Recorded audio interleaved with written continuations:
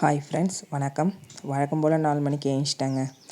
ஏஞ்சி வாசலெலாம் கூட்டிகிட்டு விளக்கேற்றி வச்சு சாமிலாம் கும்பிட்டுட்டு கிச்சனுக்கு வந்தேன். எங்கள் வீட்டுக்காரங்க ஹார்ட் பேஷண்ட்டுங்க, ஆஞ்சியோ பண்ணியிருக்கோம்.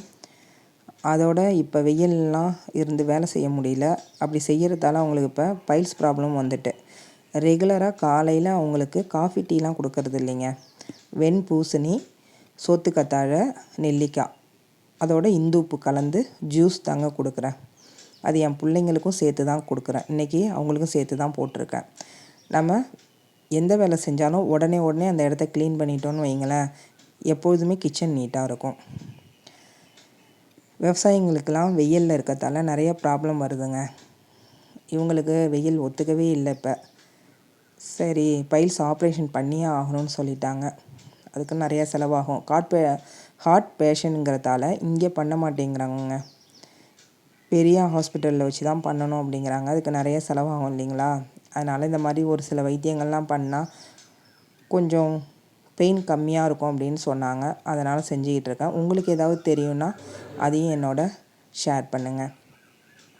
பிள்ளைங்க பூரி கேட்டாங்க. அதுக்கு சென்னா மசாலாவும் கிழங்கு மசாலாவும் தாங்க செய்கிறேன். என் பொண்ணுக்கு சென்னா மசாலா பிடிக்கும், என் பிள்ளைக்கு கிழங்கு மசாலா தாங்க பிடிக்கும், உருளைக்கிழங்கு. சரின்னு அதை ரெடி பண்ணிக்கிட்டு இருக்கேன். பூரி செஞ்சு அவங்களுக்கு கொடுத்துட்டு மற்ற வேலையெல்லாம் பார்க்கணும்.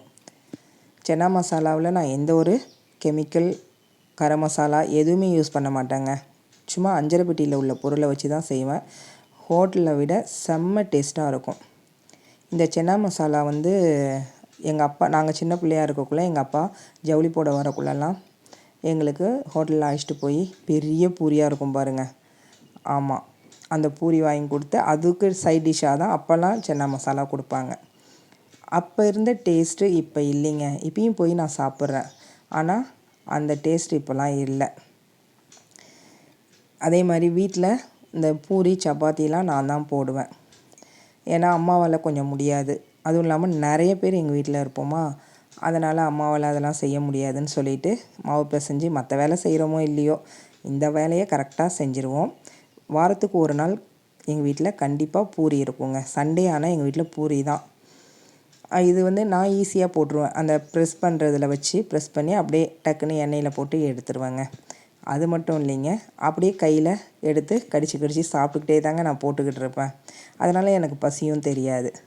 ஆனால் இதெல்லாம் அம்மா வீட்டில் இருக்கக்குள்ளே கிடைக்கிற ஒரு சந்தோஷங்க. கல்யாணம் ஆகி வந்ததும் ஜாயின்ட் ஃபேமிலியாக இருந்தோமா, அங்கெல்லாம் அதை மாதிரி செய்ய முடியல. எங்கள் வீட்டில் ரூல்ஸ் அண்ட் ரெகுலேஷன் நிறையா வேறு. ஹஸ்பண்ட் சாப்பிட்டதுக்கப்புறம் தான் சாப்பிட்ணும், ஏஞ்சோனே குளிக்கணும், இந்த மாதிரி நிறைய விஷயங்கள் இருக்குங்க. அம்மா வீட்டிலனா அப்படிலாம் கிடையாது இல்லைங்களா? அது ஒரு சந்தோஷமான வாழ்க்கை தான். அந்த வாழ்க்கைலாம் திரும்ப நமக்கு கிடைக்கவே கிடைக்காதுங்க. நான் பூரி போட்டுக்கிட்டே அதை சாப்பிட்டுக்கிட்டு செய்யக்குள்ளே எனக்கு அது பெருசாக தெரியாது. அது ஒரு 10 வருஷம் அப்படி என் வாழ்க்கையில் அந்த மாதிரி சந்தோஷங்கள்லாம் இல்லாமல் போயிட்டு, இப்போ ஒரு 10 வருஷமாக நான் நினச்சபடி வாழ்ந்துட்டு தாங்க இருக்கேன். இப்போ அந்த இடத்தெல்லாம் க்ளீன் பண்ணி விட்டுட்டோன்னு வச்சுக்கோங்களேன், பெருசாக நமக்கு மலப்பு தெரியாது. உடனே செய்யக்குள்ளே அந்த இடமும் க்ளீனாக இருக்கும். நமக்கு பார்க்கக்குள்ள ஒரு சந்தோஷமாக இருக்குங்க. இதுக்கப்புறம் போய் நானும் குளிச்சுட்டு வந்து தான் பூரி போடணும். மசாலாலாம் ரெடி பண்ணி வச்சுட்டேன். ஏன்னா பூரி சாப்பிட்டதுக்கப்புறம் ஒரு மாதிரி மைல்டாக மயக்கமாக இருக்கும் பாருங்கள். அதுலேருந்து தப்பிக்க தான் இந்த ஐடியா. குளிச்சுட்டு போட்டுட்டு பசங்களுக்கு கொடுத்துட்டு நானும் சாப்பிட்ணுங்க.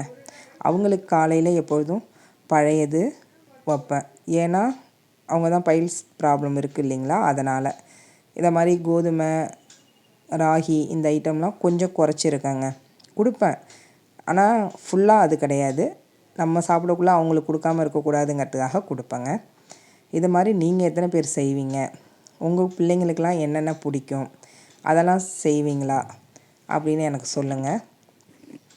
பூரி உப்புறத்துக்கு அது மேலே கொஞ்சம் எண்ணெயை ஊற்றிக்கிட்டே இருந்தோம்னா, கரண்டியில் மொண்டு ஊற்றிக்கிட்டே இருந்தோம்னா அது உப்புங்க.